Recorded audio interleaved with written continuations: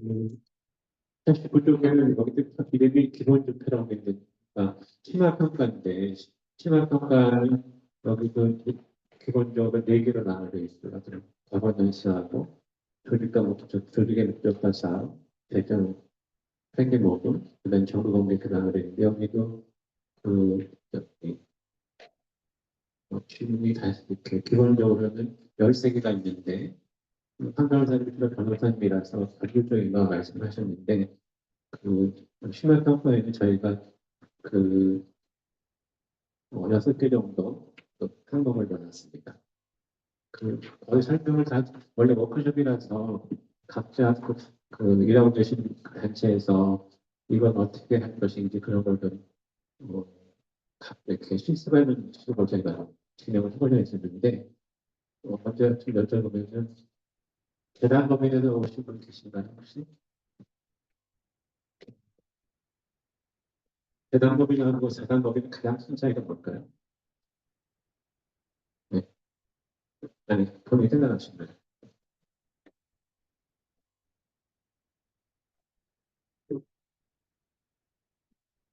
제가 알는 여기 아, 그러세요?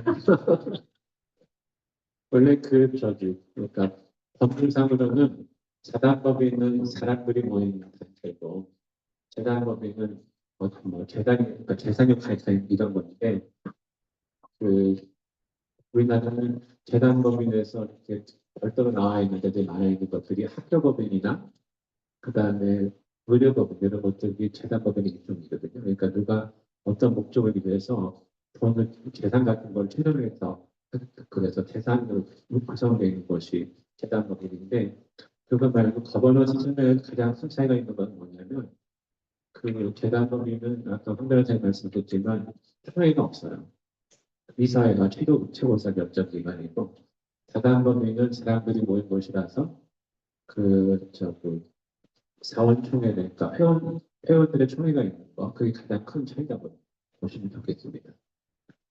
그래서 이제 거기 헬페이지에 가보시면 1번이 이제 그 사원총회, 사단법인이 그 사원총회를 1년에 한 번씩 하는 건가, 저가 첫 번째 질문인데, 거기 저희들이 설명서를 다 써놓긴 했는데, 아까 우리 후배님한테 말씀하셨지만, 제가 봐는 케이스 중에서 사업명부를 1년에 한 번씩 정리하는 데는 그렇게 많지 않아요. 그래서 그 사단법인들은 사업명부를 1년에 꼭 한 번씩 정리하고 하시는 것이 필요하다는 거. 아까 편의장님 말씀하셨지만, 그러니까 올해 나오지 않는 것들이라든 이런 것들을 정관하는 기록이 있으면 좋은데, 내부적으로도 제가 도와드리는 단체들은 총회하기 전에 안 나오는 분들한테 연락을 해서 그 회원 정지하겠다고 이렇게 해서 그거를 총회를 승인받고 이렇게 확정하고 하는데 그런 것이 가장 필요하지 않나 생각이 듭니다. 그게 이제 일본에서 사단법인에 관한 것이라고 보시면 되고요.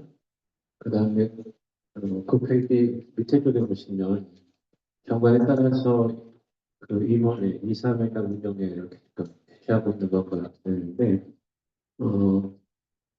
이제 변호사님들은 이제 이사회 말씀하시는데 사실은 뭐 사단법인이나 아니면 재단법인이나 아니면 법인결합 단체들도 가장 중요한 게 이사회거든요. 그래서 이사회 멤버들이 어떻게 구성되고 어떻게 어, 운영하고 이런 것들이 굉장히 중요한데 그 그것들은 어, 도시 쪽에 가보시면 저희 심화평가에다가 넣는 것들이 있는데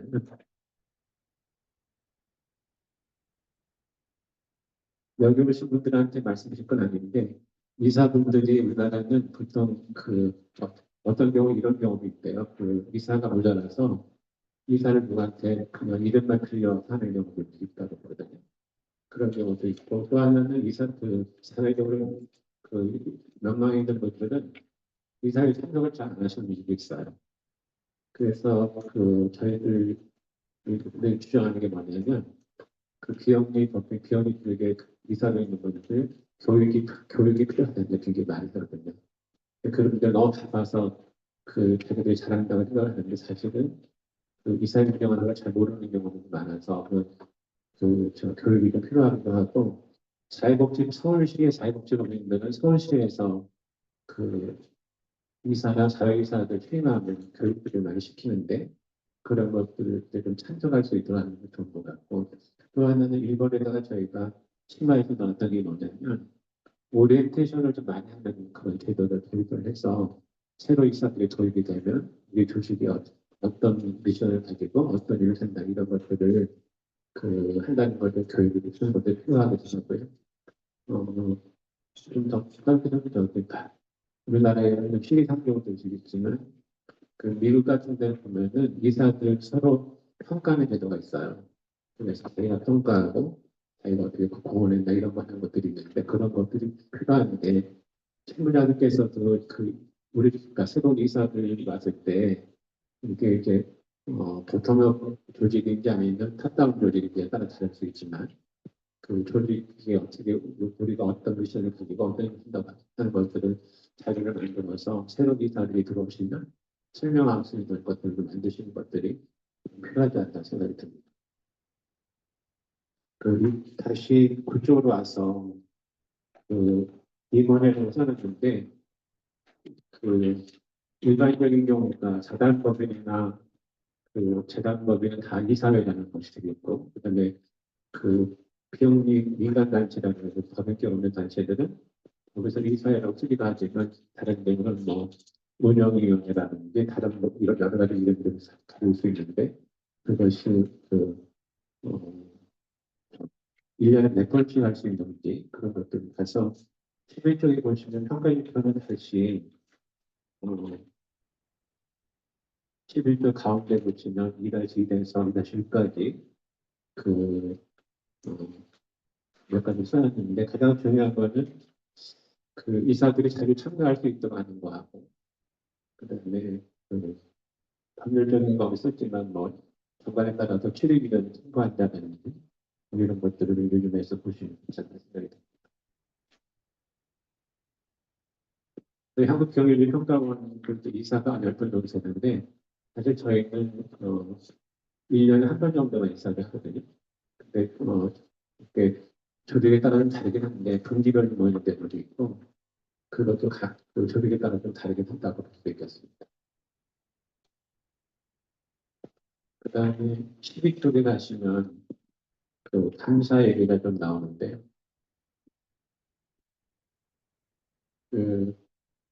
다시 재단법인을 보시면 재단법인은 이사회가 있고 그다음에 감사가 있습니다. 그다음에 재단법인은 보통 총회가 있고 그다음에 이사회가 있고 감사가 있고 이렇게 되어 있습니다. 상법상의 조직회사들이 보면은 주주총회가 있고 이사회가 있고 감사가 있는 걸 비슷합니다. 근데 이게 제가 봤던 케이스를 보면은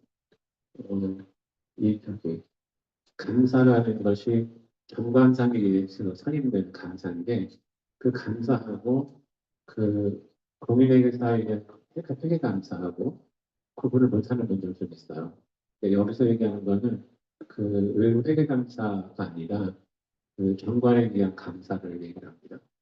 그래서 그거가 좀 다르다는 말씀을 어, 14쪽의 유의사항에다가 굉장히 많이 써놨고요.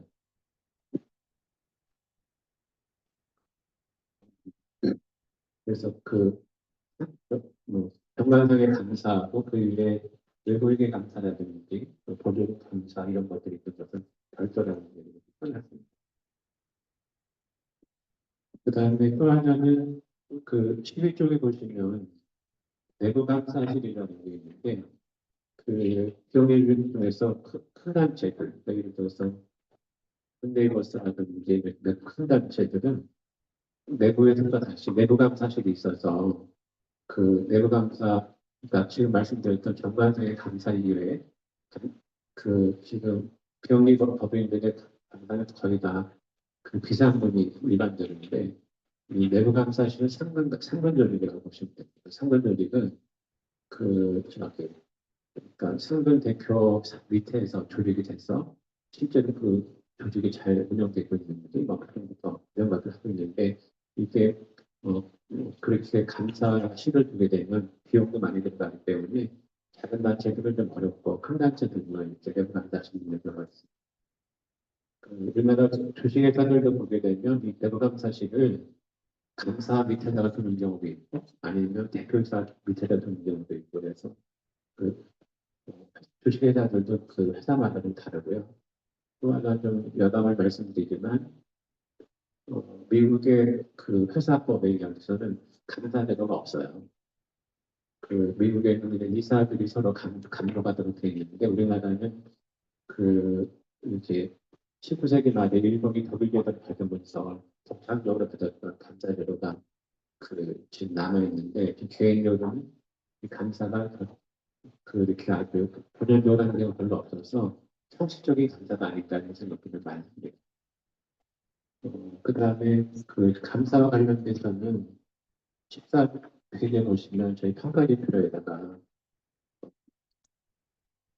3-1에서 3-6까지를 들었는데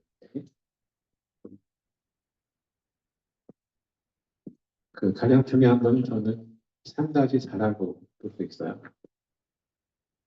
그러니까 감사가 꼭 제가 회계사가 썼던 분인데 영어로는 파이낸셜 리터러시라고 해서 재무이행 능력이라는 말을 쓰는데 이사들 구성원 미국도 보면서 이사들 여러 그러니까 뭐 인권 하시는 분들 여러 다양한 분들이 올 수 있는데 적어도 한 명 정도는 재무대표 그러니까 숫자를 단서 이해할 수 있는 분이 들어오는 게 필요하다고 얘기하거든요. 우리나라는 그 중에 하나가 뭐냐면 감사인데 감사도 보통 조금 다른 단체들은 변호사 하는 감사를 들어오고 회계사 하는 감사를 이렇게 하는데 회계 감사를 수행할 수 있는 능력이라는 게 뭐냐면 재무제표를 읽어서 이것을 어떤 뜻인지 알아서 이사들한테 설명이 될 수 있는 사람이 필요하거든요. 근데 이제 제 주변에 있는 단체들도 보면은 가끔 이제 제가 이 얘기 하게 되면 저희는 전혀 크게 지식이 없는 사람들이 그렇게 한다고 그러는데 이 얘기도 혹시 여러분께서 근무하시는 조직에서 분이 있으면 이거는 필요하다고 좀 말씀하셔서 그러니까 꼭 회계사가 아니라도 큰 회사에서 회계 경리나 이런 걸 하셨던 분들이 간단히 오시는 게 필요하다는 말씀하시는 것이 좀 필요합니다. 네, 4번의 이해상표에 관해서는 변호사님이 말씀을 하셔서 제가 크게 말씀드리지 않는데 이게 키보드 쪽에도 좀 써놨지만 이게 외부에서 보면은 그러니까 조직 내부와 밖에 있는 사람들이 잘 몰라서 서로 오해할 수도 있는데 이게 뭐 영리법인이나 비영리법 조직이나 가장 큰 리스크 중에 하나가 뭐냐면 어떤 사고가 났을 때 그게 임직원들의 막 부정이라든지 아니면 이런 것 때문에 생기는 것들에 대해서 치명적으로 이렇게 어려운 일가 생기기 때문에 자연의 예를 들어서 비영리 조직하고 이런 직원들과 거래가 있을 때는 이거를 공정하게 할 수 있고 자기는 어떻게 결정될 때 의사결정에서 빠지게 하는 그런 절차들을 만들어 놓고 할 수가 있습니다. 그다음에 아까 말씀드렸지만 16쪽에 보면 직원 처우는 다음 주에 노무사님이 가서 실거라고 얘기하고요. 그다음에 6번 법정 보존문서에 관한 걸 써놨는데 18쪽에 보시면 사회복지 시설에서 쓰고 있는 흡연약을 한국어 말합니다. 그다음에 19쪽에 보시면 아름다운 재단에서 하고 있는 것을 나왔는데 이 서류들이 한 번 없어지고 나면 다시 복원할 수가 없어서 처음 그러니까 조직을 만들고 나서 뭐 정신이 없겠지만 이 서류들을 그 업무에서 이거는 언제까지 벌려놓는다 이런 것들을 만들면 필요하고요. 이거를 만들 때 또 하나 그 어떤 분이 말씀하신 거는 그, 그 개인정보 그 보호와 관련돼서 그 정보를 그러니까 보존기간 넘어서 파기시키는 거 그것도 더 중요하다는 말씀을 많이 하셔서 이 유권도 그 다투기에 따라서 그 유연하게 좀 만드는 것이 되게 필요하지 않나 생각이 듭니다.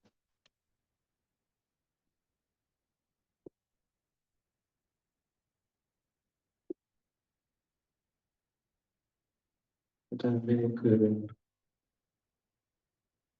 11쪽으로 나누시겠습니다.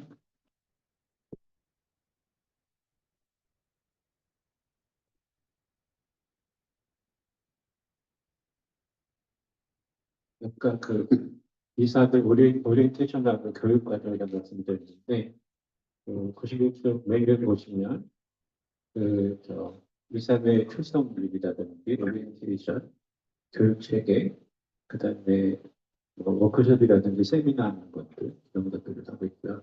일본화 그다음에 그 평가하는 것 하는 것들은 좀 우리나라는 그 어려울 수 있지만 이런 것들도 사용이 좋지 않나 생각이 들고요.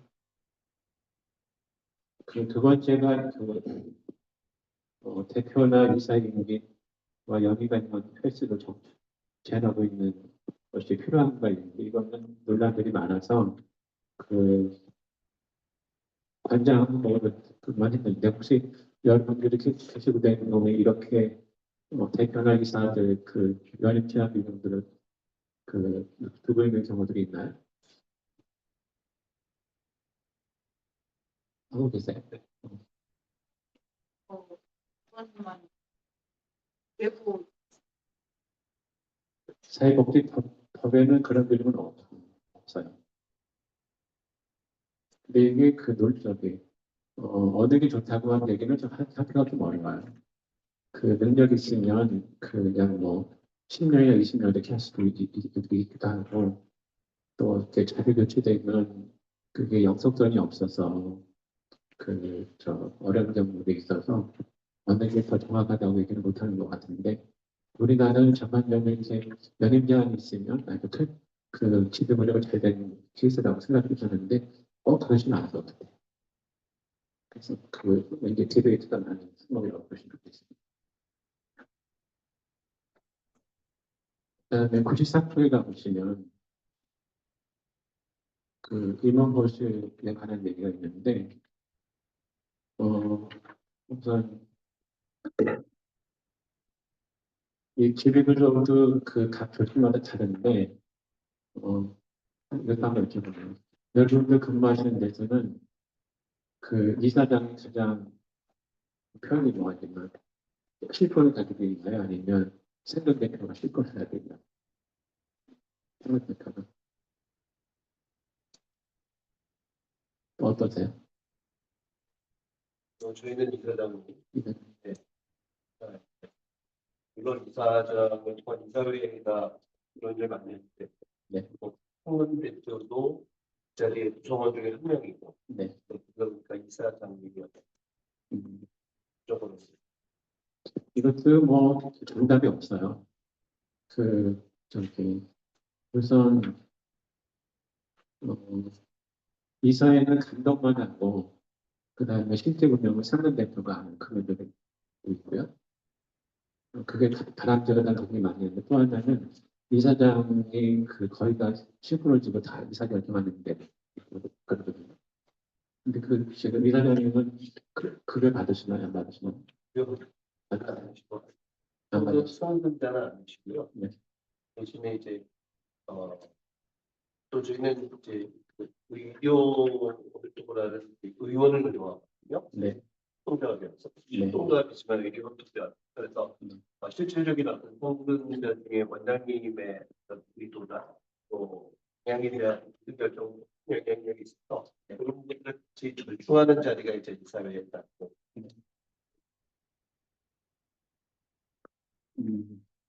제가 본 케이스는 비영리 법인들 경우는 그 이사장님들은 그 실질적으로 의사결정을 다 하시더라도 급여를 받으시는 경우는 거의 없는 것 같아요. 그다음에 상근 대표들은 이게 그러니까 그래서 이사장님들은 출연하고 하시는 경우가 많습니다. 근데 그 재산들이 있으니까 그 안 받아도 할 수 있는 그런 것들만 하시는 것 같고 또 하나는 세법상에서 뭐 5분의 1 이런 조항이 있으면 그 조항에 저촉되기 때문에 안 받으시는 그 여러 가지가 있는데 그 상근 대표 같은 분들은 이제 그게 자기 근로를 제공하고 받는 거니까 그걸 받는 것이 일반적인데 우리나라 사람들은 보통 이렇게 급여를 받는 거에 대해서 공식적으로 논의하는 거 거의 안 하시는 것 같아요.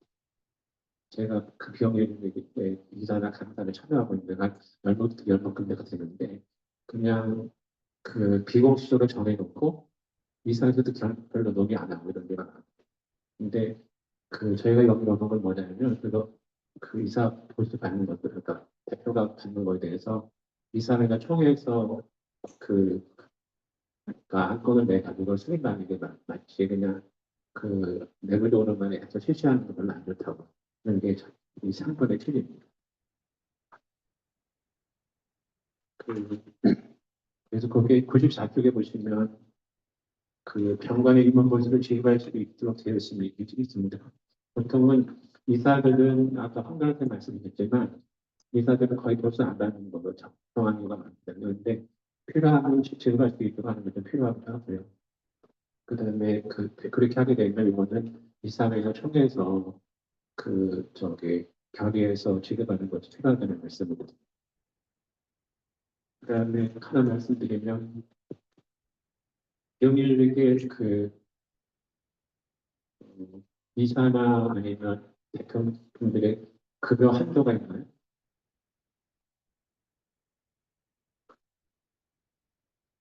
혹시 8천만 원 이런 말씀드린 적 없어요?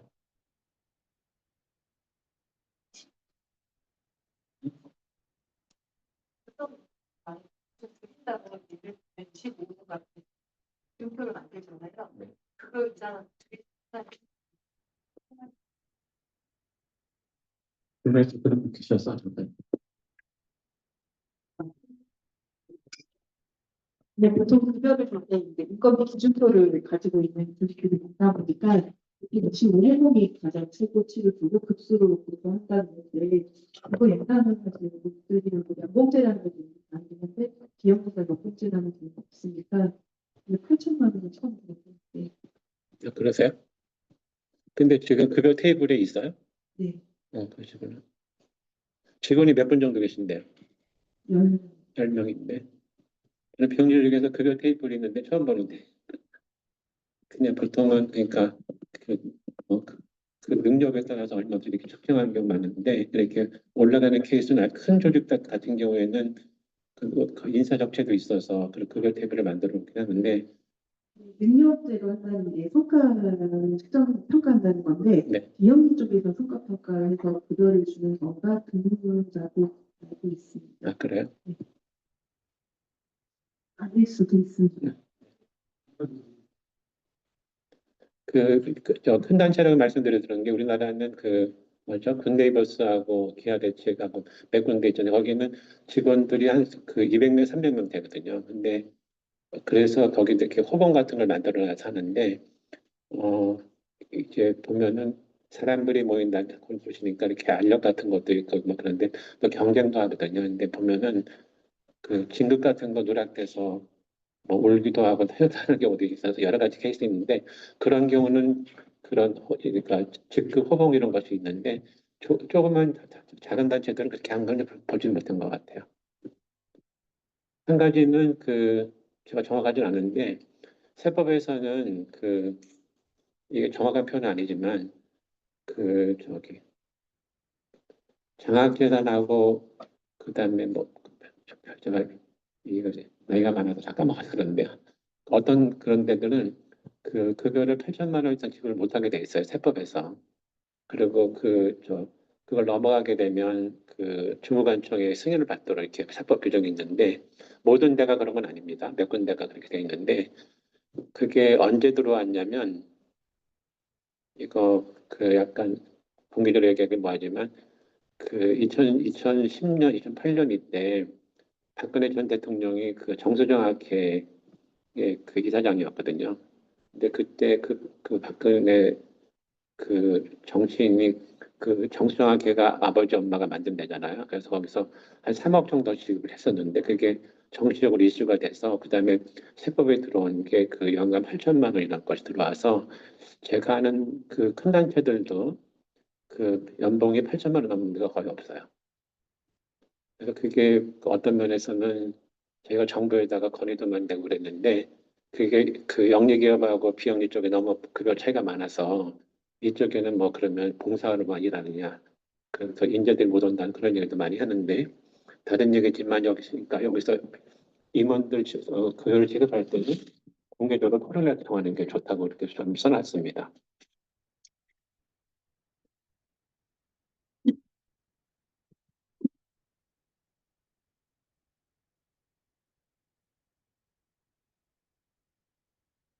이런 말씀드리고 있는데 혹시 다른 뭐 질문 같은 거 있으면 말씀해 주시겠습니다.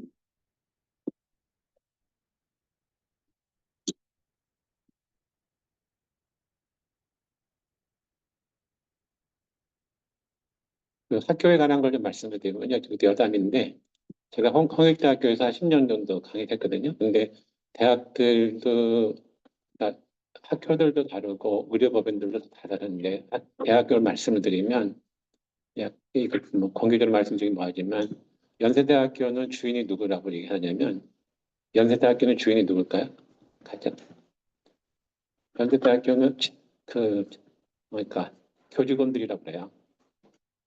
그 교직원들이 교수 얘기도 별로 안 듣고 그다음에 이사회들도 거의 가끔 하고 그래서 모든 그러니까 실권을 다 그 교직원들이 가지고 있다는 얘기 많이 하거든요. 성실계도 좀 비슷한 것 같기도 하고. 근데 홍대는 어떻게 되냐면 홍대는 이사장님 한 93세 정도 되시는데 이사장님 실권을 다 가지고 계세요. 근데 급여도 하나도 안 받으시고 그렇습니다. 근데 학교별로 좀 달라요.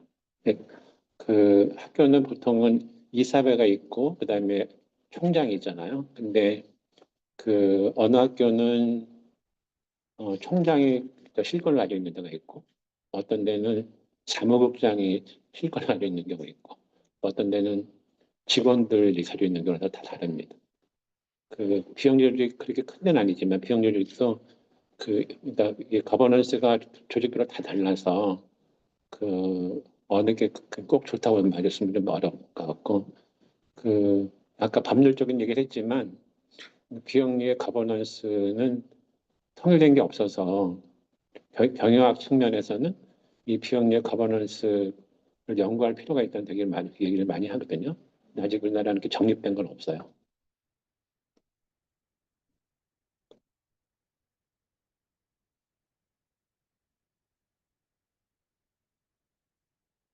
지금 37분이나 13분 정도 남았는데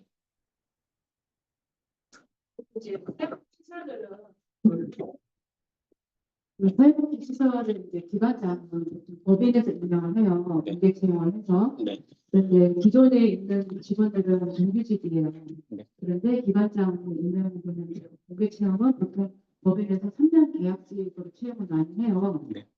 그런데 별 문제가 없음에도 불구하고 법인에서 뭐 마음에 안 들면 어떤 이유를 붙여서라도 기관장을 자르더라고요. 네. 그래서 오히려 기관장을 꺼려하는 추세가 좀 오히려 되고 있어요. 네, 사회복지부는 기존에 정말 전문직으로서 경력을 오래 현장에서 헌신했던 사람들이 그런 식으로 그냥 가는 경우도 있고 또 이제 지금 선거 기간이지만 정치 어떤 시에서 뭐 어떤 기관들 장들이 이제 그런 특정 정당 지지하는 그 추세가 보였다는 이유로 그 만약에 뭐 경기도나 경기복지제는 이제 그 사회서비스원에서 기관장들을 다 임명할 때 다 잘라버리고 근데 또 다른 정당의 그 관련된 기관장들을 다 이렇게 앉히고 이런 추세도 있고 그렇더라고요. 그리고 하나 또 이제 문제되는 거는 제가 안성시 사회복지사협회고 한국사회복지사협회가 있고 그게 이제 각 경기도 도마다 사회복지사협회가 있고 또 시군도 사회복지사협회가 있어요. 그런데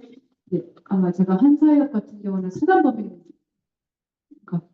한사협이 한국사회복지사 근데 거기는 네. 사단법이 이제 경기도 사회복지사 협회장이 최근에 뭐 이렇게 특정 그 후보를 지지한다고 선언을 했는데 이제 위임받은 그 밑에 위원들이 사전에 그 5년여의 회의에서 그 자료가 누락된 채로 받았고 자기는 회의 참석 안 할 때 위임권을 줬는데 그 특정 정당 후보 지지하는 거는 이제 사전에 고지를 받지 못했던 거예요. 그래서 이에 대해서 항의를 했는데 저는 답변을 받지 못했다고 하더라고요. 그래서 너무 이런 들여다보면 조직들이 참 이리저리 그러니까 현장에 있는 사람으로서는 어떻게 불가항력으로 할 수 없게끔 만드는 것들이 너무 많은 것 같아요. 그래서 법적으로 소송을 하면 개인적으로 할 수는 있겠지만 이제 사회복지 이제 그만한다는 각오로 이제 해야 되는 부분들이 많고 그런 생각이 있습니다.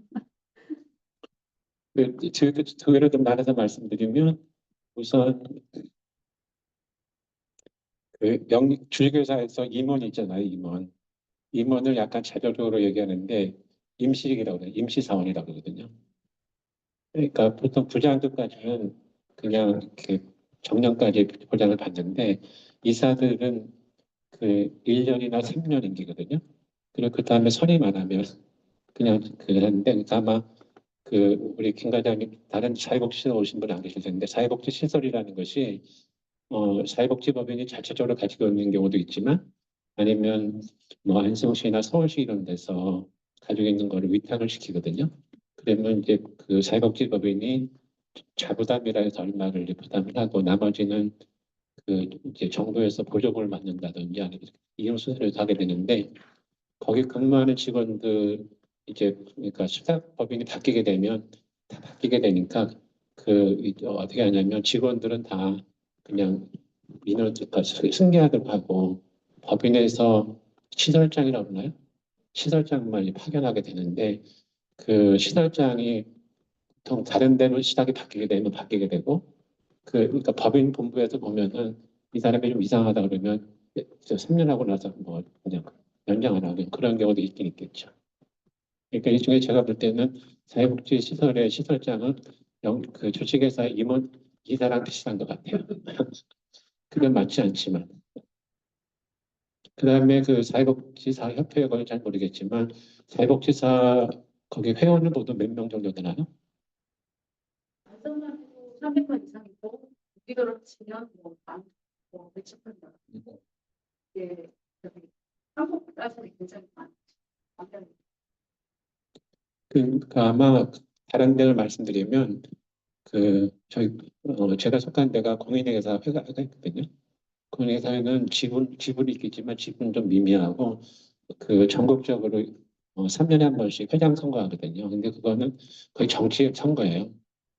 공약 내놓고 막 이렇게 하는데 비슷한 경우가 뭐냐면 법무사회가 있는데 변호사도 그렇지만 법무사회를 보면은 전국에 법무사회가 있고 지방별로 법무사회가 있는데 그것도 그러니까 뭐라 그러나 그 자리를 차지하게 되면 자기가 얻는 베네핏 때문에 그 선거를 해서 경쟁을 하게 되는데 지금 한 것처럼 이렇게 뭐 고의적으로 뭘 누락시키고 이랬다 그러면 그거는 좀 절차적 하자가 있는 거긴 할 텐데 그걸 해서 법률적으로 싸우고 이런 거가 그렇게 쉽지는 않을 것 같아요. 결국 그거는 세력 싸움이 아닐까 생각이 드는데요.